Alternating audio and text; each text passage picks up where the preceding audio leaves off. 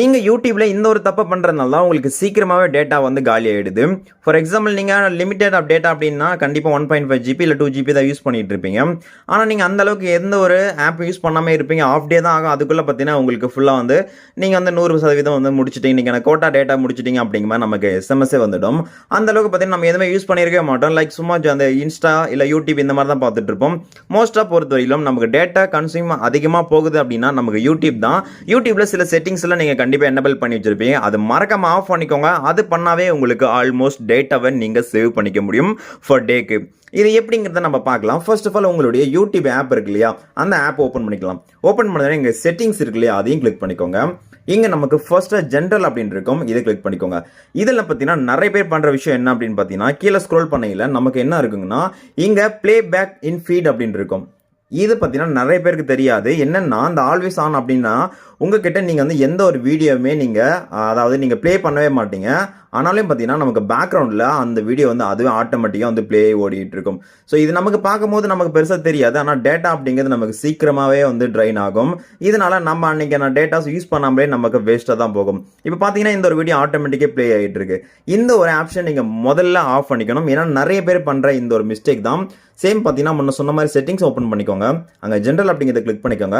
Again பார்த்தீங்கன்னா அங்கே நமக்கு ப்ளே பேக் இன் ஃபீட் இருக்கும். அதை கிளிக் பண்ணி நீங்கள் எப்பவுமே ஆஃப் பண்ணி வச்சுக்கோங்க. ஓகேங்களா? ஸோ இதான் பெஸ்ட்டு. இதை ஃபர்ஸ்ட்டு நீங்கள் பண்ணுங்க. உங்களோட மொபைலில் நிறைய பெரிய செட்டிங்ஸ் இதை ஆன் தான் பண்ணி வச்சுருப்பாங்க. இப்படி பண்ணுறதுனாலே உங்களுக்கு ஆல்மோஸ்ட் ஏன்னா நீங்கள் பார்க்குற வீடியோக்கு மட்டும்தான் ப்ளே ஆகும். அதுக்கு மட்டும் தான் டேட்டா வந்து போகும். பார்க்காத வீடியோக்கெல்லாம் டேட்டா போகாது. ஸோ நீங்கள் ஸ்க்ரோல் பண்ணுற நீங்கள் ஸ்க்ரோல் பண்ணுறீங்களா, அதுக்கு என்ன எம்பியோ அது மட்டும்தான் ஆகும். ஸோ மறக்காமல் இந்த ஒரு செட்டிங்ஸை ஆஃப் பண்ணிக்கோங்க.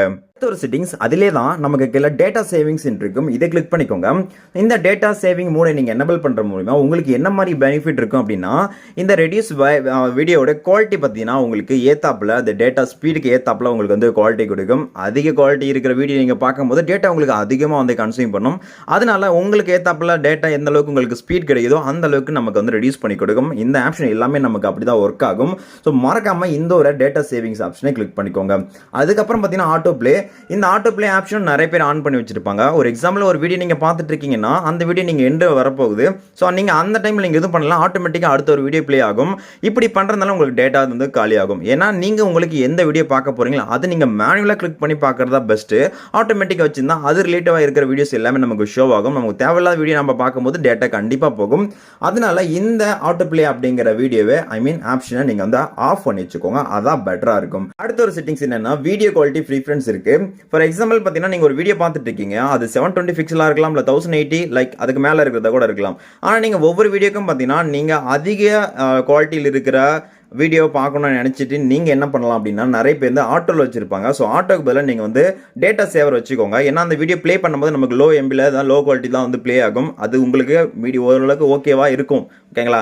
அதனால நீங்கள் அதை செட் பண்ணிக்கோங்க. இன்கேஸ் உங்களுக்கு அந்த குவாலிட்டி பிடிக்கல அப்படின்னா நீங்கள் ஹை குவாலிட்டி ரெஃபர் பண்ணுறீங்கன்னா லைக் 1080 மேக்ஸில் மேலுக்கு நீங்கள் வந்து பண்ணும்போது உங்களுக்கு டேட்டா வந்து அதிகமாக வந்து கண்டிப்பாக வந்து கன்சியூம் ஆகும். அதனால மோஸ்ட் ஆஃப் இந்த டேட்டா சேவர் அப்படிங்கிற ஆப்ஷனை வந்து டிஃபால்ட்டாக வச்சுக்கோங்க. பர்டிகுலராக ஒரு சிங்கிள் வீடியோக்கு மட்டும் உங்களுக்கு வேணும்னா அதுக்கு மட்டும் நீங்கள் வந்து மேனுவலாக வந்து செட் பண்ணிக்கோங்க வீடியோ குவாலிட்டி. ஸோ இந்த மாதிரி சில செட்டிங்ஸை மட்டும் நீங்கள் வந்து டிசபிள் இல்லை எனேபிள் பண்ணும்போது உங்களுக்கு டேட்டா வந்து நீங்கள் 24 மணி நேரம் வந்து யூஸ் பண்ணிக்க முடியும். அன்னைக்கான ஒரு 1.5 ஜிபி டேட்டா இல்லை 2 ஜிபி கொடுக்குறாங்கன்னா அது ஃபுல் டே நீங்கள் யூஸ் பண்ணுற மாதிரி தான் இருக்கும். ஏன்னா மோஸ்ட்டாக நமக்கு யூடியூப்ல நிறைய டேட்டா வந்து போகும். மறக்காம இந்த செட்டிங்ஸ்லாம் உங்களோட மொபைலையும் எனேபிள் பண்ணி வச்சுக்கோங்க. அதே போல் இதை மற்றவங்களுக்கும் ஷேர் பண்ணிக்கோங்க.